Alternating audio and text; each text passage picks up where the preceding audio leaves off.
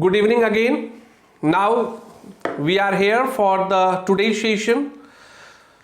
In my previous session, which was related to this chapter only, control and coordination, in which we discussed about the sense, how our sense are responsible for the playing important role in control and coordination, how it works, what is the method, what is the system.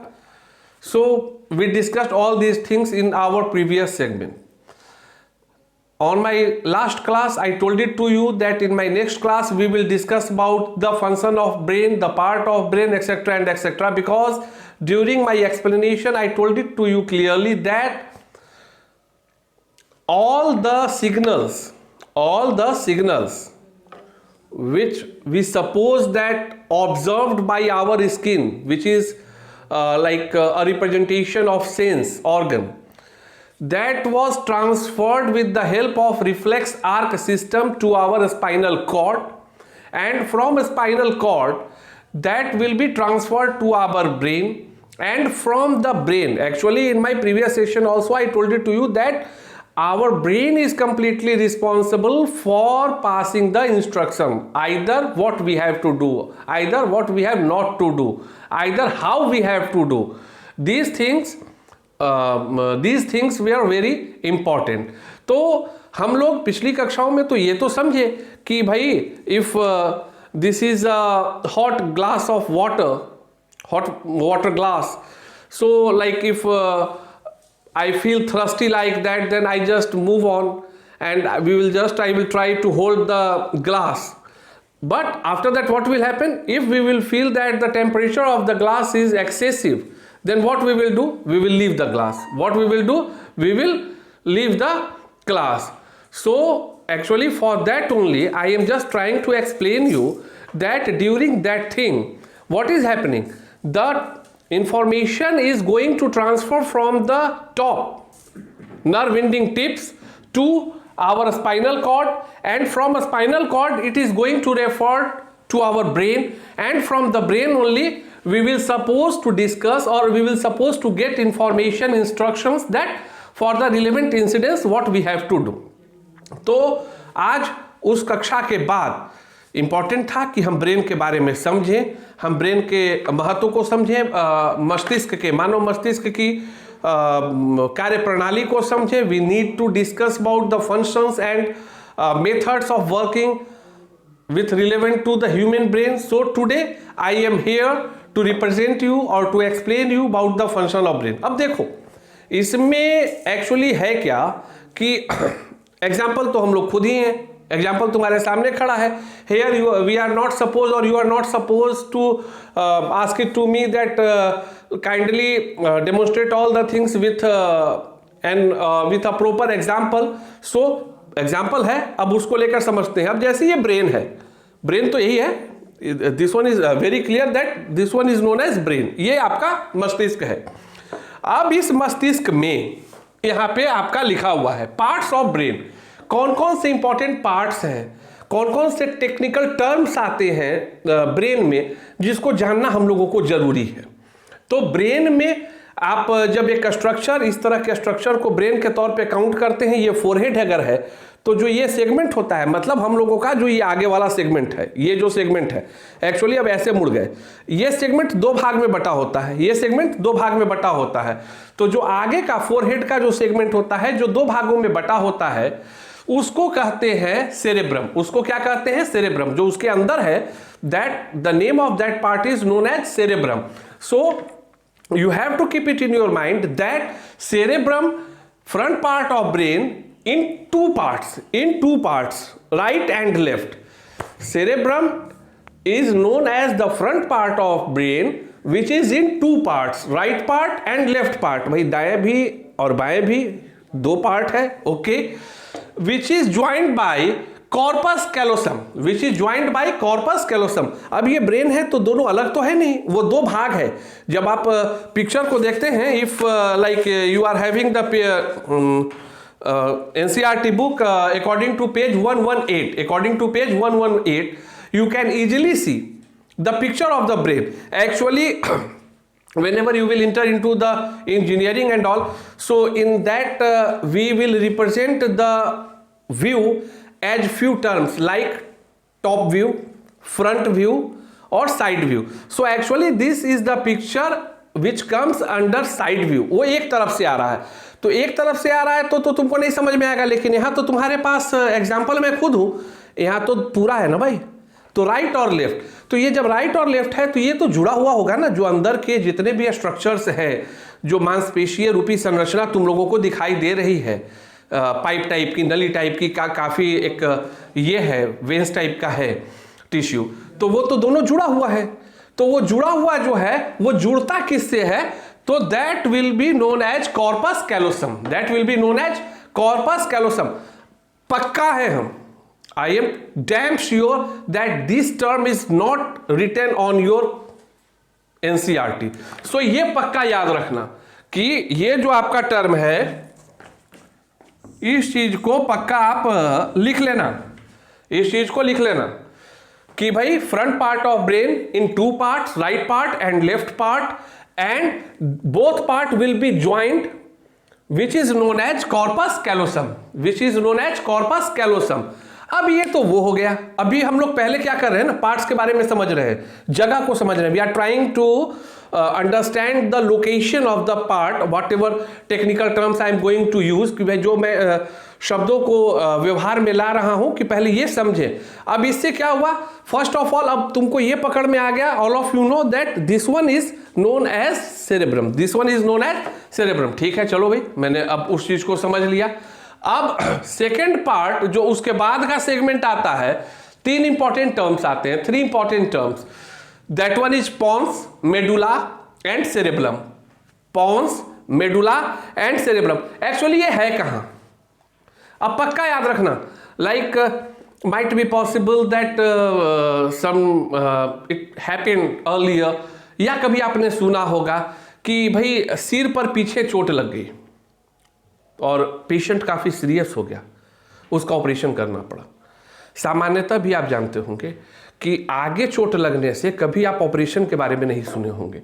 सामान्यतः जो aged person होते हैं या जो भी होते हैं, उनको परेशानी तब होती है जब वो पीछे के भाग उनको चोट लगता है। सो हियर इस चीज़ को आप देखो, ये यहाँ पर ही ये तीन चीज है, क्या क्या है, पोन्स है, मेडुला है एंड सेरेब्रम, सेरेबेलम है। ये तीन चीजें जो है lower back part, so here I just mention back lower just above spinal cord, मतलब ये जो तीनों चीज है ये हमारे मस्तिष्क के उस जगह पर अवस्थित है, यहां पर जहां से उसका संपर्क सीधे स्पाइनल कॉर्ड से होता है, जहां उसका संपर्क सीधे स्पाइनल कॉर्ड से होता है। So that's why I used back lower just above spinal cord, मतलब वो कनेक्टिविटी का काम करने वाला जो जगह है वहीं पर ये पोन्स, मेडुला और सेरेब्रम मौजूद होता है। तो अब हम लोग इस चीज को जानेंगे कि भाई वेरी गुड, हम we heard about the naming cerebrum, cerebellum, pons, medulla, चलो बहुत अच्छी बात है कि हम लोगों ने 3 एक 4 टेक्निकल टर्म्स को ह्यूमन ब्रेन के रिस्पेक्ट में जान तो लिया। अब उसका फंक्शन क्या है, what is the function of that, उसके आप उसको हम वो क्या काम करता है, तो इस चीज को अब जानना है। तो अब here we are suppose to discuss about the function of cerebrum. Function of cerebrum, cerebrum कहते हैं किसको है, फिर से याद दिला रहे हैं, सेरेब्रम कहते हैं आगे वाले हिस्से को। तो ये जो होता है इस चीज को हमेशा तुमको याद रखना है कि सेरेब्रम जो होता है ये बहुत ही इंपॉर्टेंट रोल प्ले करता है, it plays very important role. Why, because all the measures, इसको भी आप लोग याद कर लेना, and after the class whenever you will listen my YouTube video, just with the help of pause button and all, आप उसके important facts को भी लिख लेना। सेरेब्रम जो होता है all the important works like initiation of movement, initiation of movement, वो ग्लास उठाना है, initiation of movement, coordination of movement, coordination of movement मतलब अब इससे ग्लास को उठाना है तो इसमें भी गति हो रही है, यहां भी एक कमांड दिया जा रहा है कि you have to open it, you have to open it, यहां भी आपको कमांड दिया जा रहा है कि just turn left your hand and move forward. So coordination of movement, vision, hearing, खुश होना, emotions, either happiness either sadness, ये सारे इंस्ट्रक्शंस के लिए जो है हमारे ब्रेन का सेरेब्रम ही इंपॉर्टेंट रोल होता है, सेरेब्रम का इंपॉर्टेंट रोल होता है, because cerebrum is responsible for the passing of such expressions like initiation of movement, coordination in the movement, vision, hearing, emotions, etc. So now only you can easily understand that if we have to write 3 or 4 lines on cerebrum, then we can write easily that this one a part of brain which is present in the forehead section area.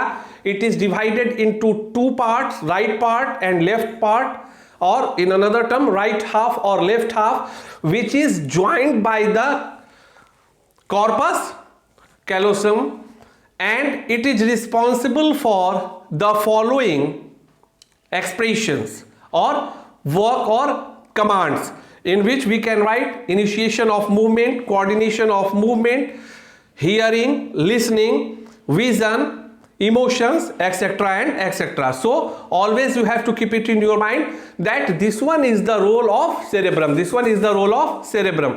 अब cerebrum के बाद क्या आता है? अब cerebrum के बाद आता है पॉन्स. चूंकि जो बैक पोर्शन है इसमें जो, अब जैसे ये बैक पोर्शन का एक हिस्सा हुआ तो इसमें सबसे ऊपर जो है पॉन्स है, फिर मेडुला है और उसके बाद सेरेब्रम है. सबसे नीचे सेरेब्रम है जो कि डायरेक्टली कनेक्ट होता है तुम्हारा स्पाइनल कॉर्ड से. ओके, तो अब हम लोग पॉन्स के बारे में जानेंगे कि भाई what is the function of Pond's.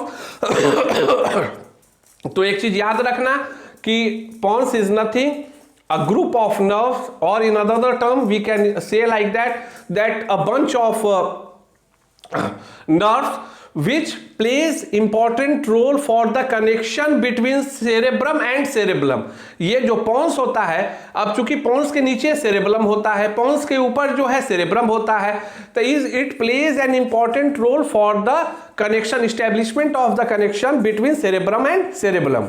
Okay, pons के बाद आता है तुम्हारा मेडुला. पॉन्स के बाद आता है मेडुला.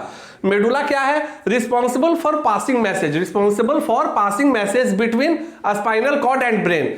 चूंकि अब पॉन्स के नीचे क्या है? सेरेबलम है और उसके नीचे जो है आपका स्पाइनल कॉर्ड है. तो इसीलिए बताया गया कि जो पॉन्स होता है यही जो मेडुला होता है, मेडुला जो होता है वो क्या होता है? Responsible for passing message between spinal cord and brain. वो ब्रेन और स्पाइनल कॉर्ड, बिकॉज अब देखो एक चीज को समझो, जो सारे रिफ्लेक्सिव आर्क और जो भी होते हैं रिएक्शंस और एक्शंस, वो सारे चीज तो हमारे शरीर के भिन्न भिन्न मतलब जो स्किन है वो सेंस के हिसाब से या परिस्थिति के हिसाब से वो अनुभव किया, या जो भी सेंस ऑर्गन है वो अपने इंस्ट्रक्शंस को कहाँ भेज रहा है? मेरे स्पाइनल कॉर्ड में. स्पाइनल कॉर्ड कहाँ भेज रहा है? तो ब्रेन में. तो यही जो मेडुला है, that one is responsible for making an establishment or connection between a spinal cord and brain. Medulla is responsible for making or establishment of the connection between a spinal cord and brain. And last, cerebellum. Cerebrum ही जो सबसे नीचे का होता है, like in medical term, because lot of friends of mine is doctor, that one is known as a button, that one is known as a button of the brain. ये जो आपका सेरेब्रम होता है यही कोऑर्डिनेट करता है timing को, कि अब जैसे गेंद आ रही है ना, गेंद आई तुरंत इसको पकड़ते हैं, just try to hold it, या कोई पीटना चाहा तो अपने आप को बचाना. So coordination of timing and how much force we have to apply, how much force we have to apply, that thing will managed with the help of cerebellum. So the 4 parts, important 4 parts, cerebrum, pons, medulla and cerebellum, ये आपके brain से संबंधित है. अब इसके बाद I am hoping that you will make practice of the preparation of the picture of brain. अगर वो नहीं भी बना पाते हो तो you will supposed to draw the rough picture of the brain. But after writing all these things along with the location, along with the location and along with the work, you can easily score complete marks. No need to worry. Point होता है. Earlier भी मैंने कहा है कि जो teacher, जो शिक्षकगण महोदय कॉपी जांचते हैं, they are not supposed for the student कि भाई कितना पेज भरा हुआ है, उनको आवश्यकता होती है कि कितने पॉइंट्स लिखे हुए हैं। तो ये जो है सीधे पॉइंट्स है। अब इसके बाद you can describe it, either if you will not describe तो भी तुमको मार्क्स पक्का मिलना है, you will get the complete marks, no need to worry at all. अब इसके बाद जो है कंट्रोल एंड कोऑर्डिनेशन में the important point is hormones. What do you mean by hormones? आखिर हार्मोन है क्या? तो एक चीज तो पक्का है कि हमारे शरीर में वेरियस काइंड ऑफ ग्लैंड्स होते हैं जो भिन्न भिन्न प्रकार के लिक्विड्स का मतलब इजेक्ट करते हैं, श्राव करते हैं, और उसको ही हम लोग हार्मोन्स कहते हैं। अब उस हार्मोन्स को now such kind of hormones will be represent in some following categories as well as growth hormone, testosterone hormone and adrenal hormone. अब इसको ये कहाँ से निकलता है? From where it comes out? So for the growth hormone, the pituitary gland and thyroid gland. The pituitary gland and thyroid glands are responsible for the production of or erection of the growth hormone. Testes and ovaries is responsible for the testosterone hormone for the reproduction and all in the animals. Third, adrenal gland is responsible for the adrenal hormone. तो अब इसमें एक question तुम लोग लिख लो, kindly note it down. One question from my side. Write the name of the important hormones. Write the name of the important hormones, comma, its endocrine gland, its endocrine glands and its function. First question, write the name of important hormones, comma, its endocrine glands and its function. First one question, and second one question under the assignment segment area.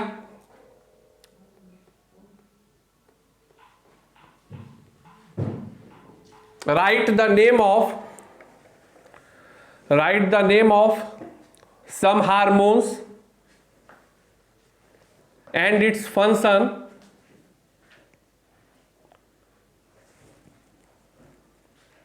either which is present in male or either it is present in female. Either it is present in male or either it is present in female. अर्थात हिंदी बता दे रहे हैं, हमें कुछ वैसे प्रकार के hormones और वो किस ग्लैंड से निकलता है उस तरह के हार्मोन्स को क्लासिफाइड करके ग्लैंड्स के साथ जहाँ से एंड्रोसाइन होता है उसका नाम लिखना है, उसके फंक्शन को लिखना है, जो कि पुरुष और महिला, मेल और फीमेल, नर और मादा दोनों में नहीं पाया जाता है। या तो वो नर में पाया जाए या तो वो मादा में पाया जाए, but it is not compulsory, it is not necessary that such kind of thing will present in the both.